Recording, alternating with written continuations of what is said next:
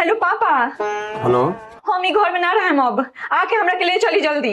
काहे बेटी का भइल? कैसन लड़का से हमर बियाह कर देनी, ओकरा बारे में लोग पता ना करे के। जिंदगी हमर नरक बना के धो देले बा, हमेशा लड़त रहेला हमरा साथे। अच्छा ऐसा बात बा।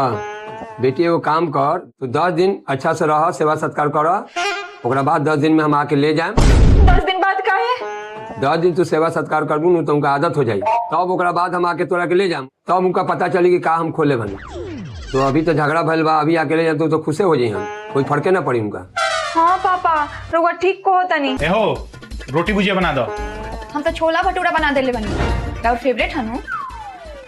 एहो देखो ना, हम तार मेकअप के किट लिया बुला के नहीं मार्केट में नहीं होता। कोनो बात ना, कल जाम त ले ले हैं। 10 दिन बाद। हाँ बेटी, आज तोरा के आज आवत नहीं ले जाए। ना पापा अब हम ना आए। काहे? अब वो पूरा सुधर गइल बारन, एकदम लड़ाई नहीं के होत, अब बहुत प्यार से रहता रन।